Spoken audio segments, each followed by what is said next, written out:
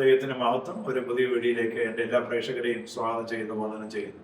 ഇന്നത്തെ ചിന്തയ്ക്കായി യോഹന്നാന്റെ സുവിശേഷം 3-ാം അധ്യായം 8-ാം വാക്യം നമുക്ക് വായിക്കാം. കാറ്റ് ഇഷ്ടമുള്ളിടത്ത് ഊതുന്നു, അതിന്റെ ശബ്ദം നീ കേൾക്കുന്നു, എങ്കിലും അത് എവിടെ നിന്ന് വരുന്നു എന്നും എവിടേക്ക് പോകുന്നു എന്നും അറിയുന്നില്ല. ആത്മാവിനാൽ ജനിച്ചവർ എല്ലാം അതുപോലെ ആകുന്നു എന്ന് ഉത്തരം പറഞ്ഞു. കാറ്റ് ഇഷ്ടമുള്ളിടത്തേക്ക് ഊതുന്നു, അതിന്റെ ശബ്ദം നമുക്ക് കേൾക്കാൻ കഴിയുമെങ്കിലും അത് എവിടെ നിന്ന് വരുന്നുവെന്നും എവിടേക്ക് പോകുന്നുവെന്നും അറിയുന്നില്ല. ഇത് യേശു നിക്കോദെമോസുമായിട്ടുള്ള സംഭാഷണത്തിൽ നമുക്ക് കാണാം. ചരിത്രത്തിൽ ഇന്നുവരെ ചലിച്ചിട്ടില്ലാത്ത ചലിച്ചു തുടങ്ങുമ്പോൾ, ഇന്നുവരെ കണ്ടിട്ടില്ലാത്തത് കണ്ടു തുടങ്ങി കഴിയുമ്പോൾ അറ്റ്മോസ്ഫിയർ മാറുന്നു. ഇതാണ് ഇവിടെ നമുക്ക് കാണാൻ കഴിയുന്നത്. കാറ്റിനെ കുറിച്ചുള്ള ദൈവത്തിന്റെ ആത്മാവിനെ കുറിച്ചുള്ള രഹസ്യം നിക്കോദെമോസിനോട് ദൈവം പറയുന്നു. ഹൃദയം ചൂടുപിടിക്കുമ്പോൾ, ആത്മാവിൽ തീ കത്തുമ്പോൾ അന്തരീക്ഷം മുഴുവൻ മാറും. അതാണ് ഇവിടെ നമുക്ക് മനസ്സിലാക്കാൻ കഴിയുന്നത്.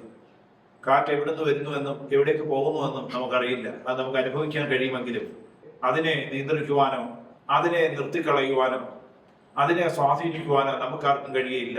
കാറ്റ് അതിൻ്റെതായിട്ടുള്ള നിലയിലേക്ക് വരുന്നു, അത് പോകുന്നു, പ്രവർത്തിക്കുന്നു. ഇതാണ് ദൈവത്തിന്റെ ആത്മാവിന്റെ പ്രവൃത്തി. ദൈവത്തിന്റെ ആത്മാവ് ചലിക്കാൻ തുടങ്ങിയാൽ, അത് പ്രവർത്തിക്കാൻ തുടങ്ങിയാൽ അതിനെ നിയന്ത്രിക്കുവാനോ അതിനെ സ്റ്റോപ്പ് ചെയ്യുവാനോ അതിനെ സ്വാധീനിക്കുവാനോ മറ്റാർക്കും കഴിയില്ല. ദൈവം തന്റെ കാറ്റിനെ അയക്കുന്ന ഒരു കാലത്തിലാണ് നമ്മൾ ജീവിക്കുന്നത്. നമുക്കറിയാം, ഉണർവെന്ന് പറയുന്നത് പലരും ധരിച്ചിരിക്കുന്നത് ദൈവം ഏതെങ്കിലും ഒരു കാലഘട്ടത്തിൽ ഏതെങ്കിലും കുറച്ച് ആൾക്കാർക്ക് വേണ്ടി വെച്ചിരിക്കുന്ന ഇതാണ് ഉണർവ്. നാം എന്ത് പ്രാർത്ഥിച്ചാലും എന്തൊക്കെ ചെയ്താലും ഉണർവ് വരികയില്ല. ദൈവം ചിലതിനെ പ്രത്യേകിച്ച് അപ്പോയിന്റ് ചെയ്ത് വെച്ചിരിക്കുന്നതാണ്. എന്നാൽ അങ്ങനെയല്ല. ഉണർവിനായി നാം ഒരുക്കപ്പെടുമ്പോൾ, നമ്മുടെ ജീവിതങ്ങളെ വിട്ടുകൊടുക്കുമ്പോൾ ദൈവം പ്രവർത്തിക്കാൻ തയ്യാറാണ്. ദൈവം തന്റെ കാറ്റിനെ ചലിപ്പിക്കുന്ന ഒരു കാലഘട്ടത്തിലാണ് നമ്മളായിരിക്കുന്നത്. ഇന്ത്യയുടെ വിവിധ സംസ്ഥാനങ്ങളിൽ നിന്ന് ഉണർവ് നടന്നുകൊണ്ടിരിക്കുന്നു. ആന്ധ്രാപ്രദേശിൽ 5-ലധികം സഭകൾ, 1,00,000-ലധികം വിശ്വാസികളുള്ള സഭകൾ. നോർത്ത് ഇന്ത്യയിൽ, പഞ്ചാബിലും മറ്റ് പല സംസ്ഥാനങ്ങളിലും വലിയ ഉണർവ് നടക്കുന്നു. ലോകത്തിന്റെ വിവിധ ഭാഗങ്ങളിൽ ഉണർവ് നടക്കുന്നു. ആയിരങ്ങൾ യേശുവിനെ അറിയുന്നു, 10,000-ങ്ങൾ യേശുവിനെ അറിയുന്നു. അനവധി പേര് സഭയിലേക്ക് വരുന്നു. അറ്റ്മോസ്ഫിയർ മാറിക്കൊണ്ടിരിക്കുന്നു. കാരണം എന്താണ്? ഒരു കാലത്ത് ഉണ്ടായിട്ടുള്ളതിനേക്കാൾ അധികം കാറ്റ് വീശുന്ന ഒരു കാലത്തിലാണ് നമ്മളായിരിക്കുന്നത്. ഒരുപക്ഷെ കേരളത്തിൽ ജീവിക്കുന്ന നമ്മുടെ സഭകളിലെല്ലാം ആ അഗ്നിയുടെ ആ സാന്നിധ്യം കുറഞ്ഞിരിക്കുന്നു. അത് നമ്മുടെ പ്രാർത്ഥനകൾ വരണ്ടിരിക്കുന്നു. നമ്മുടെ യാഗപീഠങ്ങൾ തണുത്തിരിക്കുന്നു. ഉണർവ് നഷ്ടപ്പെട്ടിരിക്കുന്നു. പാരമ്പര്യ സഭകളായി നമ്മുടെ സഭകൾ മാറിയിരിക്കുന്നു. ആത്മാവിന് പുതുക്കമില്ലാതെ ഇരിക്കുന്നു. പക്ഷേ ദൈവം കാറ്റയക്കുന്ന ഒരു കാലമാണ്. നാം വിശ്വസിച്ചുകൊണ്ട് നാം ദൈവത്തിൽ ആശ്രയിച്ചാൽ ഇന്നും ദൈവം അത് പ്രവർത്തിക്കും. അതിന് ശക്തിയുള്ള ദൈവമാണ് നമ്മുടെ ദൈവം. അവന്റെ പ്രവൃത്തികൾ നമുക്ക് കാണാം. അതുകൊണ്ട് ഇന്ന് 2-3 കാര്യങ്ങൾ പ്രധാനപ്പെട്ട ഇതിനോടുള്ള ബന്ധത്തിൽ ദൈവം തന്റെ കാറ്റിനെ വീണ്ടും അയക്കുന്നു എന്നതിനെ കുറിച്ചുള്ള 2-3 കാര്യങ്ങൾ പ്രധാനമായി ഞാൻ നിങ്ങളോട് സംസാരിക്കാൻ ആഗ്രഹിക്കുന്നു. അതിനായി ഒന്നാമതായി നമുക്ക് വായിക്കാം എസെക്കിയേൽ പ്രവചനം 37-ാം അധ്യായം അതിന്റെ 1 മുതൽ 10 വരെയുള്ള വാക്യങ്ങൾ നമുക്ക് വായിക്കും. യഹോവയുടെ കൈ എന്റെ മേൽ വന്ന് യഹോവയുടെ ആത്മാവിൽ എന്നെ പുറപ്പെടുവിച്ചു താഴ്വരയുടെ നടുവിൽ നിർത്തി. അത് അസ്ഥികൾ കൊണ്ട് നിറഞ്ഞിരുന്നു. അവൻ എന്നെ അവയുടെ ഇടയിൽ കൂടെ ചുറ്റി നടക്കുന്നതാക്കി. അവ താഴ്വരയുടെ പരപ്പിൽ എത്രയും അധികമായിരുന്നു. അവ ഏറ്റവും ഉണങ്ങിയുമിരുന്നു. അവൻ എന്നോട്, മനുഷ്യപുത്ര, ഈ അസ്ഥികൾ ജീവിക്കുമോ എന്ന് ചോദിച്ചു. അതിന് ഞാൻ, യഹോവയായ കർത്താവേ, നീ അറിയുന്നു എന്ന് ഉത്തരം പറഞ്ഞു. അവൻ എന്നോട് കൽപ്പിച്ചത്, നീ ഈ അസ്ഥികളോട് പ്രവചിച്ച് അവയോട് പറയേണ്ടത്, ഉണങ്ങിയ അസ്ഥികളെ, യഹോവയുടെ വചനം കേൾക്കുവിൻ. യഹോവയായ കർത്താവ് ഈ അസ്ഥികളോട് ഇപ്രകാരം അറിയിച്ചു എന്ന്, നിങ്ങൾ ജീവിക്കേണ്ടതിന് ഞാൻ നിങ്ങളിൽ ശ്വാസം വരുത്തും. ഞാൻ നിങ്ങളുടെ മേൽ ഞരമ്പ് വെച്ച് മാംസം പിടിപ്പിച്ചു. നിങ്ങളെ തൊക്കുകൊണ്ട് പൊതിഞ്ഞ് നിങ്ങൾ ജീവിക്കേണ്ടതിന് നിങ്ങളിൽ ശ്വാസം വരുത്തും. ഞാൻ യഹോവയെന്ന് നിങ്ങൾ അറിയും. എന്നോട് കൽപ്പിച്ചതുപോലെ ഞാൻ പ്രവചിച്ചു. ഞാൻ പ്രവചിച്ചുകൊണ്ടിരിക്കുമ്പോൾ ഒരു മുഴക്കം കേട്ടു. ഉടനെ ഒരു ഭൂകമ്പം ഉണ്ടായി. അസ്ഥിയോട് ചേർന്നു. പിന്നെ ഞാൻ നോക്കി, അവയുടെ മേൽ ഞരമ്പും മാംസവും വന്നതും അവയുടെ മേൽ തൊക്കു പൊതിഞ്ഞതും കണ്ടു. എന്നാൽ ശ്വാസം അവയിൽ ഇല്ലാതെയിരുന്നു. അപ്പോൾ അവൻ എന്നോട് കൽപ്പിച്ചത്, കാറ്റിനോട് പ്രവചിക്കുക. മനുഷ്യപുത്ര, നീ പ്രവചിച്ച് കാറ്റിനോട് പറയേണ്ടത്, യഹോവയായ കർത്താവ് ഇപ്രകാരം അറിയിച്ചിരുന്നു, ശ്വാസമേ, ഈ 4 കാറ്റുകളിൽ നിന്നും വന്ന് ഈ നിഹിതന്മാർ ജീവിക്കേണ്ടതിന് അവരുടെ മേൽ ഊതുക. അവനോട് കൽപ്പിച്ചതുപോലെ ഞാൻ പ്രവചിച്ചപ്പോൾ ശ്വാസം അവരിൽ വന്നു. അവർ ജീവിച്ച് ഏറ്റവും വലിയ സൈന്യമായി നിവർന്നു നിന്നു. കാറ്റ് വീശുമ്പോൾ ഉണങ്ങിയ അസ്ഥികൾ ജീവിക്കുന്നു. ഇതാണ് നമുക്ക് കാണുന്നത്. കാറ്റ് എന്താണ് ചെയ്യുന്നതെന്ന് പറയുമ്പോൾ ഇവിടെ വളരെ വ്യക്തമായി നമുക്ക് മനസ്സിലാക്കാൻ കഴിയുന്നത് ഉണങ്ങിയ അസ്ഥികൾ, പ്രതീക്ഷയില്ലാത്ത അസ്ഥികൾ. ഇവിടെ ഹോപ്പ്ലെസ്, ലൈഫ്ലെസ് ആൻഡ് ഫോർഗോട്ടൻ. പ്രതീക്ഷകളൊന്നുമില്ല, ജീവനൊട്ടുമില്ല. എല്ലാവരും മറന്നു, നൂറ്റാണ്ടുകളായി മറന്ന് ഈ അസ്ഥികൾ കൊണ്ട് നിറഞ്ഞിരിക്കുന്ന ഒരു താഴ്വരയിലേക്കാണ് പ്രവാചകനെ ദൈവം കൊണ്ടുപോകുന്നത്. ആ അസ്ഥികൾ കൊണ്ട് നിറഞ്ഞിരിക്കുന്ന താഴ്വരയിൽ നടുവിൽ നിർത്തിക്കൊണ്ട് ഈ കാര്യങ്ങളെല്ലാം കണ്ടതിന് ശേഷം പ്രവാചകനോട് ദൈവം ചോദിക്കുന്നു, ഈ അസ്ഥികൾ ജീവിക്കുമോ? എന്നാൽ അതിന് മറുപടിയായി പ്രവാചകൻ പറയുന്നു, ദൈവമേ, നീ മാത്രം അറിയുന്നു. ഈ ചോദ്യം ദൈവം പ്രവാചകനോട് ചോദിക്കുന്നത് ദൈവം ചില പ്രവൃത്തികൾ ചെയ്യുന്നതിന് മുമ്പ് തന്നെ നമ്മുടെ വിശ്വാസത്തെ വർദ്ധിപ്പിക്കുവാൻ വേണ്ടിയാണ് ഈ ചോദ്യം. നമ്മുടെ മുമ്പ് നിൽക്കുന്ന അവസ്ഥകൾ, നമ്മുടെ ജീവിതം, നമ്മുടെ ആത്മീയ ജീവിതം, ഭൗതിക ജീവിതം ഒക്കെ ഒരുപക്ഷെ ഡെഡായിട്ടുള്ള ഒരു അവസ്ഥയായിരിക്കാം. ജീവൻ നഷ്ടപ്പെട്ടു, പ്രതീക്ഷകളൊന്നുമില്ല, ജീവൻ ഒന്നുമില്ല, പ്രതീക്ഷകളില്ല, എല്ലാവരും മറന്നു, നമ്മുടെ സ്വപ്നങ്ങളെല്ലാം തകർന്നു പോയി. ജീവിതത്തിൽ ഒരു പ്രതീക്ഷകളും ഇല്ലാത്ത സമയത്ത് ദൈവം ചോദിക്കുന്നു, ഇതിനൊരു വ്യത്യാസം വരുമോ? വരുത്തുവാൻ ദൈവത്തിന് കഴിയുമോ? നമ്മുടെ റെസ്പോൺസ് എങ്ങനെ ആയിരിക്കണം? വിശ്വസിക്കുന്നു, ദൈവത്തിന് ചലിപ്പിക്കുവാൻ കഴിയും, ദൈവത്തിന് മൂവ് ചെയ്യാൻ കഴിയും. ജീവനില്ലാത്തവർക്ക് ജീവൻ തരുവാൻ, തകർന്നുപോയ സ്വപ്നങ്ങളെ പണിഞ്ഞു കൊണ്ടുവരുവാൻ, ജീവിതത്തെ തിരിച്ചു കൊണ്ടുവരുവാൻ, നമ്മുടെ ജീവിതത്തെ മാറ്റിമറിക്കുവാൻ ദൈവത്തിന് കഴിയും എന്നുള്ളതായിരിക്കണം നമ്മുടെ റെസ്പോൺസ്. ഇവിടെ ഈ താഴ്വരയിൽ കൊണ്ടു നിർത്തിയിട്ട് ദൈവം ചോദിക്കുന്ന ചോദ്യത്തിന് മറുപടി പറഞ്ഞപ്പോൾ ദൈവം തന്നോട് പറയുന്നു, ഈ അസ്ഥികളോട് പ്രവചിക്കാൻ. അസ്ഥികളോട് താൻ പ്രവചിച്ചു. നമ്മുടെ അവസ്ഥകളെ നോക്കി നാം പ്രവചിക്കണം. നമ്മുടെ അവസ്ഥകളെ നോക്കി അതിന് മാറ്റം വരുമെന്ന് വിശ്വാസത്താൽ ദൈവത്തിന്റെ വചനത്തെ മുറുകെ പിടിച്ചുകൊണ്ട് നാം പറയുമ്പോൾ ജീവനില്ലാത്തവരുടെ മേൽ ജീവൻ ഉണ്ടാകും. ഇവിടെ എന്താണ് സംഭവിക്കുന്നത്? ആദ്യം താൻ പ്രവചിച്ചു, ഈ അസ്ഥിയോട് വന്നു ചേർന്നു, തൊക്ക് വന്നു, മാംസം വന്നു, എല്ലാം വന്നു, പക്ഷേ ഇതിൽ ജീവൻ മാത്രം വന്നില്ല. പിന്നെ പറഞ്ഞു, ഈ കാറ്റുകളോട് പ്രവചിക്കാൻ പറഞ്ഞപ്പോൾ കാറ്റുകളോട് പ്രവചിച്ചപ്പോൾ ശ്വാസം വന്ന് ഈ ശരീരത്തിന്മേൽ വന്നിട്ട് ഇതൊരു സൈന്യമായി മാറും. അപ്പോൾ ഇവിടെ നിരാശയുടെ താഴ്വര ഇവിടെ നിറഞ്ഞു വരികയാണ്. എന്താണ്? പ്രതീക്ഷകളുടെ താഴ്വരയായി മാറും.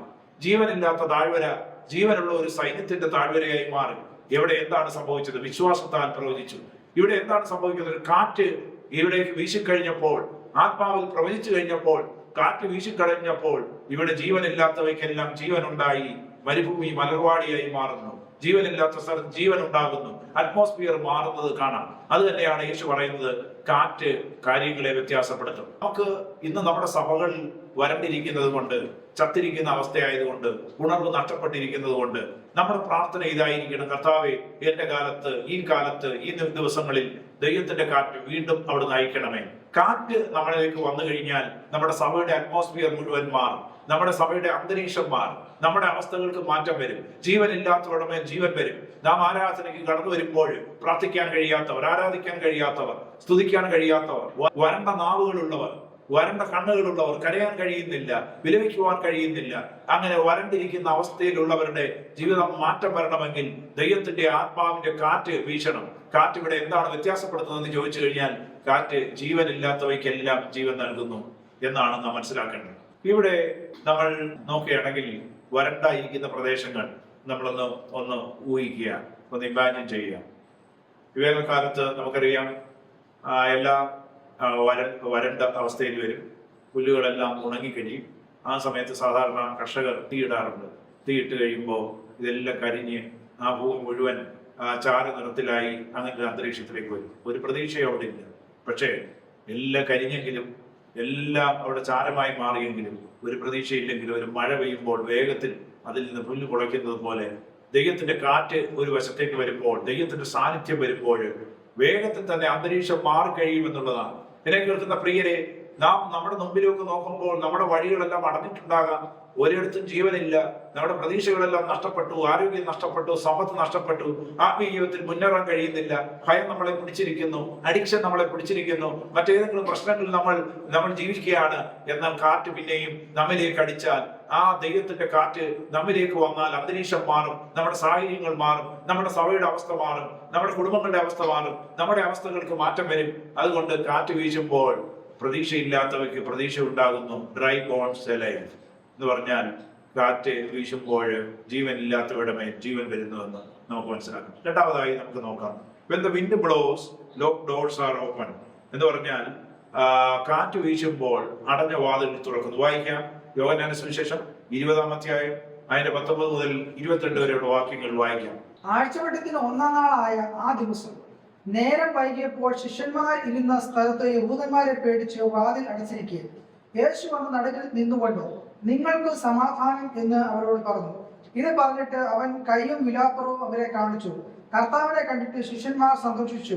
യേശു പിന്നെയും അവരോട്, നിങ്ങൾക്ക് സമാധാനം, പിതാവ് എന്നെ അയച്ചതുപോലെ ഞാനും നിങ്ങളെ അയക്കുന്നു എന്ന് പറഞ്ഞു. ഇങ്ങനെ പറഞ്ഞ ശേഷം അവൻ അവരുടെ മേൽ ഊതി അവരോട് പരിശുദ്ധാത്മാവിനെ കൈക്കൊള്ളുക. ഇവിടെ നോക്കൂ, കർത്താവ് അവരുടെ മേൽ ഊതി പരിശുദ്ധാത്മാവിനെ കൈക്കൊള്ളും. അവിടെ കാറ്റ് വീശും നമുക്കറിയാം. ഇവിടെ ശിഷ്യന്മാരെല്ലാം യേശുവിന്റെ ക്രൂശീകരണത്തിന് ശേഷം അടച്ച വാതിലിനും അകത്ത് ഒളിച്ചിരിക്കുകയാണ്. ഇവരിപ്പോൾ അവർക്ക് പ്രത്യക്ഷപ്പെടാൻ കഴിയുന്നില്ല. അവർ ഒരു അപകടമാണ് അവർ മണത്തിരിക്കുന്നത്. അങ്ങനെ ഇരിക്കുന്ന ഒരു സ്ഥലത്തേക്ക് ദൈവം ചെന്നിട്ട് അവരെ ഉണർത്തുന്നു. അവരുടെ അകത്തേക്ക് കാറ്റ് വീശുകയാണ്, കാറ്റ് ഊതുകയാണ്, അവരെ ഊതി അവരെ ബലപ്പെടുത്തുകയാണ്. പരിശുദ്ധാത്മാവ് നമ്മുടെ അകത്ത് വന്നു കഴിയുമ്പോൾ, ദൈവത്തിന്റെ സാന്നിധ്യത്തിന്റെ കാറ്റ് നമ്മിലേക്ക് വീശുമ്പോൾ നമ്മുടെ അടഞ്ഞ ഡോറുകൾ തുറക്കും. പലപ്പോഴും നമ്മൾ തന്നെ അടച്ചു വെച്ചിരിക്കുന്ന ഡോറുകളുണ്ട്. ഭയം കൊണ്ട് അടച്ചു വെച്ചിരിക്കുന്ന, ഭീതി കൊണ്ട് അടച്ചു വെച്ചിരിക്കുന്ന ഏകാന്തതയുടെ ഡോറുകൾ. അങ്ങനെ ജീവിതത്തിൽ പലതും നമുക്ക് പുറത്തു വരാൻ കഴിയുന്നില്ല, നമുക്ക് സംസാരിക്കാൻ കഴിയുന്നില്ല, നമ്മൾ പലതിനെയും ഭയപ്പെടുന്നു, നമുക്ക് ധൈര്യമില്ലാത്ത അവസ്ഥകളുണ്ട്. ഈ അവസ്ഥകൾക്കൊക്കെ മാറ്റം വരണമെങ്കിൽ ദൈവത്തിന്റെ കാറ്റ് നമ്മിലേക്ക് വീശണം, കാറ്റ് നമ്മിലേക്ക് ഊതണം. നമുക്കറിയാം, എമ്മൂസിലേക്ക് പോയ ശിഷ്യന്മാരെ നിങ്ങൾ നോക്കൂ. അവർ നിരാശപ്പെട്ട് അവർ യെരുശലേമിലേക്ക് പോകേണ്ടവർ എമ്മൂസിലേക്ക് പോവുകയാണ്. അവരുടെ പരിപാടികളെല്ലാം നിർത്തി. ഇതുവരെ യേശുവിനോടുകൂടെ നടന്നു, ഇനി ഒരു പ്രതീക്ഷയുമില്ല. അവർ തിരിച്ചു പോവുകയാണ്, അവരുടെ ഭവനങ്ങളിലേക്ക് മടങ്ങിപ്പോവുകയാണ്. പക്ഷേ ദൈവം അവരോട് സംസാരിച്ചു, യേശു അവരോട് സംസാരിച്ചു. അവിടെ ഉള്ളത്തിൽ തീ കത്തി, അവർ ഉണർവുണ്ടായി, അവർ തിരിച്ച് അവിടേക്ക് പോകുന്നു. എന്നാൽ ദൈവം അവരെ എന്ത് ചെയ്യുന്നു? അവരെ രൂപാന്തരപ്പെടുത്തുകയാണ്. ഇവിടെയും അടച്ച ഡോറിലായിരിക്കുന്നവരുടെ മേൽ കർത്താവ് കടന്നു വന്ന് അവരോട് സമാധാനം പറയുക മാത്രമല്ല, അവരുടെ മേൽ ഊതി അവരെ ശക്തിപ്പെടുത്തുകയാണ്. അതാണ് അവരെ യെരുശലേമിലേക്ക് കൊണ്ടുപോകുന്നത്. ദൈവത്തിന്റെ സന്നിധാനത്തിലേക്ക് നമ്മളെ വരുത്തുന്നത് ദൈവത്തിന്റെ കാറ്റാണ്. ആ കാറ്റാണ് നമ്മളെ രൂപാന്തരപ്പെടുത്തുന്നത്. കാറ്റ് നമ്മളെ എടുത്തുകൊണ്ട് പോകാൻ തുടങ്ങി കഴിഞ്ഞാൽ നമ്മുടെ ജീവിതം മുഴുവൻ മാറും. അതാണ് നമുക്ക് ഇവിടെ മനസ്സിലാക്കാൻ കഴിയുന്നത്. നിങ്ങൾക്കറിയാമോ, ഒരു കയറ്റ് അല്ലെങ്കിൽ ഒരു പട്ടം നമ്മളത് പറത്തുന്നു. എന്നാൽ നമ്മൾ വാങ്ങിക്കുന്ന ആ പട്ടം നന്നായി ഡിസൈൻ ചെയ്തിട്ടുണ്ട്. അതിന്റെ രൂപകൽപ്പന വളരെ നന്നായിട്ടുണ്ട്. അതിന് നല്ല വാലുണ്ട്, അതിന് പറന്ന് വരുവാനുള്ള എല്ലാ സാഹചര്യങ്ങളും ഉണ്ട്. അത് നിർമ്മിച്ചിരിക്കുന്ന വളരെ മനോഹരമാണ്, കളർ നല്ലതാണ്. എന്നാൽ എത്ര നല്ല പട്ടമാണെങ്കിലും, അതിന്റെ ഡിസൈൻ എത്ര നല്ലതാണെങ്കിലും, അതിനെ പറത്താൻ എത്ര എക്സ്പേർട്ടായിട്ടുള്ള ഒരാളാണുള്ളതെങ്കിലും, അതിന് വലിയ നീളമുള്ള നൂലും ശക്തിയുള്ള അല്ലെങ്കിൽ ബലമുള്ള നൂലും ഒക്കെ നമുക്കുണ്ടെങ്കിലും, ഈ കാറ്റ്, ഈ പട്ടം പറക്കണമെങ്കിൽ ഇതിന് കാറ്റ് ആവശ്യമായിരുന്നു. ഈ പട്ടം കാറ്റിന് ഉണ്ടെങ്കിൽ മാത്രമേ പറക്കുള്ളൂ. നമുക്കൊരു പക്ഷെ കഴിവുകൾ ഉണ്ടായിരിക്കാം, സംസാരിക്കാനുള്ള കഴിവുകൾ നമുക്കുണ്ടാകാം, നമുക്ക് ആരോഗ്യം ഉണ്ടായിരിക്കാം, വിദ്യാഭ്യാസം ഉണ്ടായിരിക്കാം, നമ്മളെ സപ്പോർട്ട് ചെയ്യാൻ ആൾക്കാരുണ്ടായിരിക്കാം. എങ്കിലും അതുകൊണ്ട് നമുക്ക് മുന്നേറാൻ കഴിയത്തില്ല. ഈ കാറ്റാണ് നമ്മളെ രൂപാന്തരപ്പെടുത്തുന്നത്, അതാണ് നമ്മളെ ഉയരങ്ങളിലേക്ക് കൊണ്ടുപോകുന്നത്. ഇന്ന് എന്നെ കേൾക്കുന്ന പ്രിയരെ, നിങ്ങൾക്ക് എല്ലാ കൃപകളും അനുഗ്രഹങ്ങളും അല്ലെങ്കിൽ താലന്തുകളും ഒക്കെ ഉണ്ടായിട്ടും നിങ്ങൾക്ക് മുമ്പോട്ട് പോകാൻ കഴിയുന്നില്ലെങ്കിൽ നിങ്ങൾക്ക് ഒരു കാര്യം മനസ്സിലാക്കണം, ഈ കാറ്റ് നമുക്ക് ആവശ്യമാണ്. അതുകൊണ്ട് നമുക്ക് ദൈവത്തോട് പ്രാർത്ഥിക്കാം, ദൈവമേ അവിടുന്ന് ഈ വിണ്ടിനെ പിന്നെയും അയക്കണമേ. Blow it again. ദൈവത്തിന്റെ ആ കാറ്റിനെ പിന്നെയോട് നയിക്കണമേ. ഇന്ന് നമുക്ക് ആവശ്യമായിരിക്കുന്നത് ആ കാറ്റാണ്, ആത്മാവിന്റെ കാറ്റാണ്, പരിശുദ്ധാത്മാവിന്റെ കാറ്റാണ്. അതാണ് അന്തരീക്ഷത്തെ മാറ്റുന്നത്.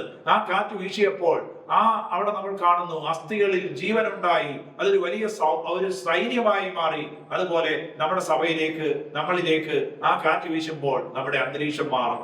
അതാണ് നാം മനസ്സിലാക്കേണ്ടത്. ഒരുപക്ഷെ ഭയം കൊണ്ട് അടഞ്ഞ വാതിലുകൾ നമ്മുടെ മുമ്പിൽ ഉണ്ടായിരിക്കാം.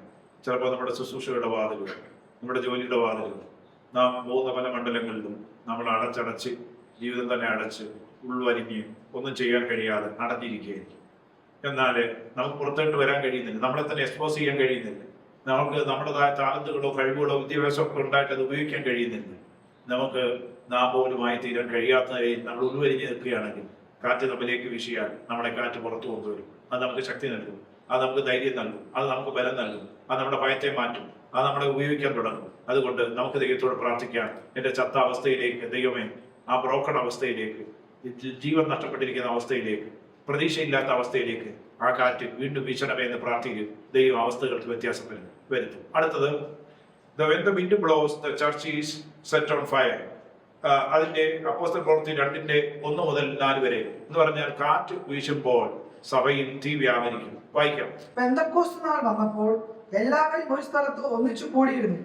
പെട്ടെന്ന് കൊടിയ കാറ്റടിക്കുന്നത് പോലെ ആകാശത്തു നിന്ന് ഒരു മുഴക്കമുണ്ടായി. അവർ ഇരുന്നിരുന്ന വീട് മുഴുവൻ നിറച്ചു. അഗ്നിജ്വാല പോലെ പിളർന്നിരിക്കുന്ന നാവുകൾ അവർക്ക് പ്രത്യക്ഷമായി. അവരിൽ ഓരോരുത്തരും മേൽ പതിഞ്ഞു. എല്ലാവരും പരിശുദ്ധാത്മാവ് നിറഞ്ഞവരായി ആത്മാവ് അവർക്ക് ഉച്ചരിപ്പാൻ നൽകിയതുപോലെ അന്യഭാഷകളിൽ സംസാരിച്ചു തുടങ്ങി.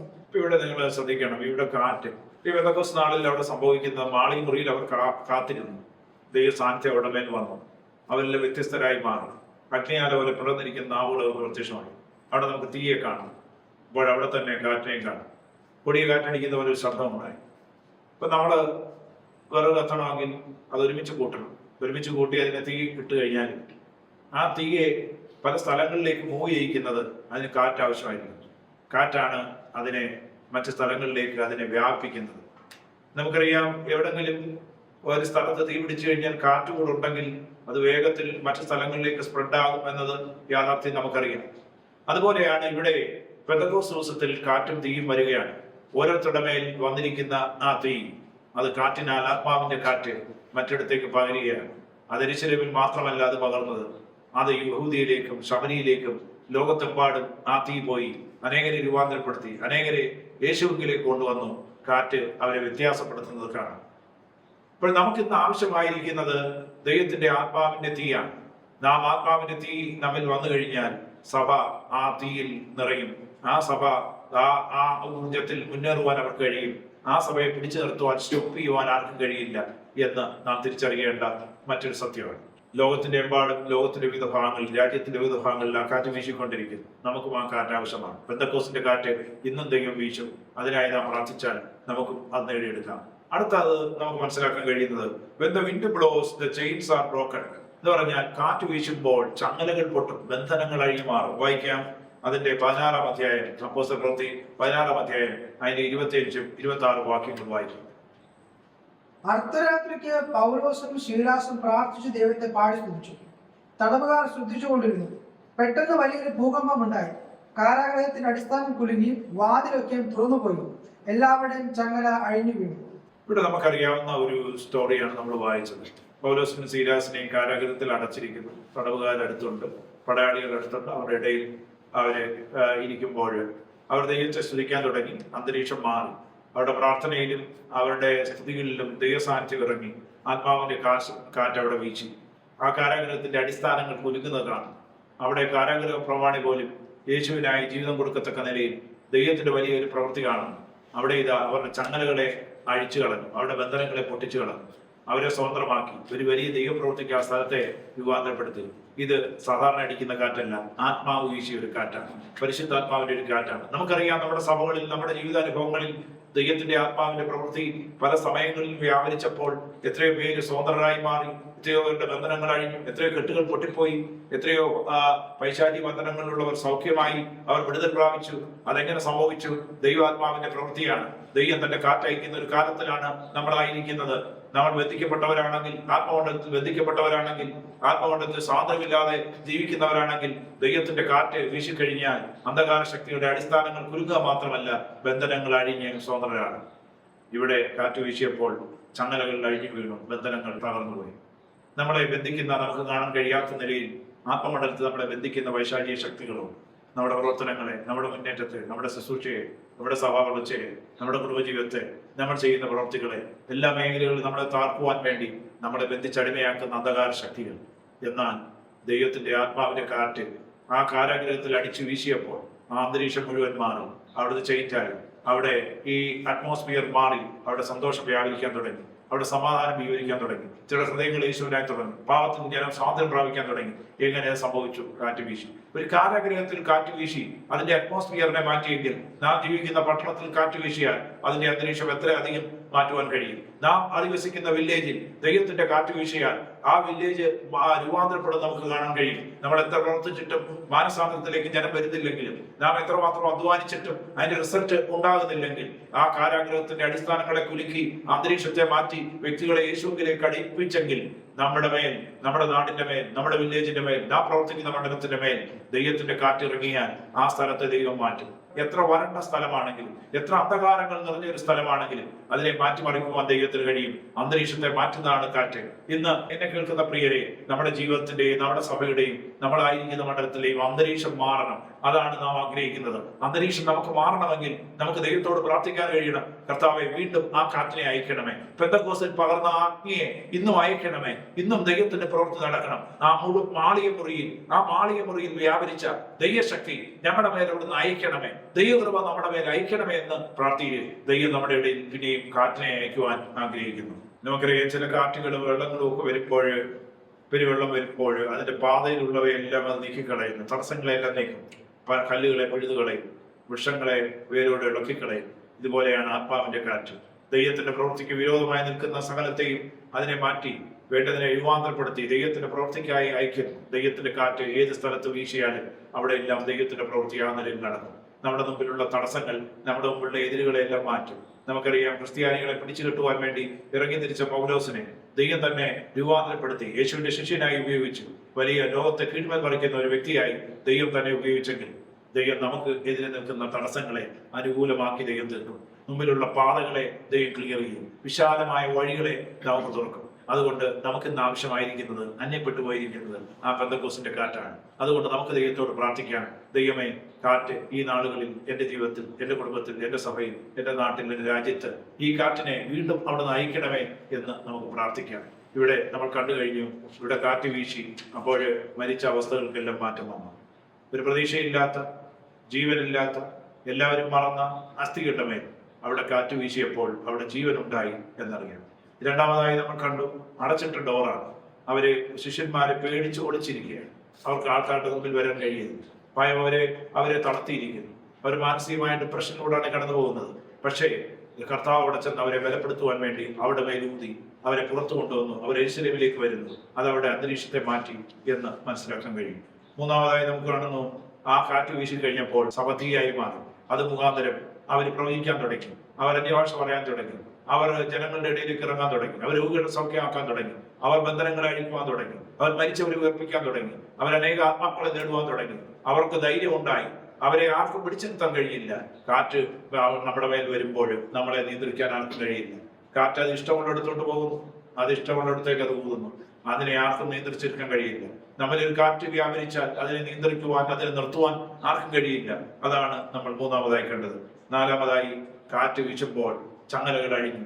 ഇവിടെ ശിഷ്യന്മാരുടെ ജീവിതത്തിൽ മാത്രമല്ല, അവരെ കേട്ടിരുന്നവരുടെ ജീവിതത്തിൽ ചങ്ങലകൾ വഴി. അപ്പോസ്തല പ്രവൃത്തികൾ ആഹ്വാനം നാം നോക്കുമ്പോൾ അനവധി ചങ്ങലകളെയും ബന്ധനങ്ങളെയും, രാജ്യത്തിന്റെ ചങ്ങലകളെയും ദേശത്തിന്റെ ചങ്ങലകളെയും അഴിച്ചുകൊണ്ട് അവർ മുമ്പോട്ട് കടന്നുപോയി. കാരണം എന്താണ്? അവർ വ്യാപരിച്ച കാറ്റ്. ഇന്ന് നമുക്ക് പറയാം, നാം ചെല്ലുന്ന സ്ഥലത്തേക്ക് ദൈവത്തിന്റെ കാറ്റിനെ അയക്കട്ടെ. കാറ്റ് വ്യത്യാസപ്പെടുത്തും, അവസ്ഥകളെ മാറ്റും. നമ്മുടെ ഡെഡായിരിക്കുന്ന എല്ലാ മേഖലകളിലും ജീവൻ പകരുന്ന ഒരു കർത്താവ്. അതുകൊണ്ട് അവനിൽ ആശ്രയിക്കാൻ ഈ വചനങ്ങളാൽ ദൈവം നമ്മെ അനുഗ്രഹിക്കും.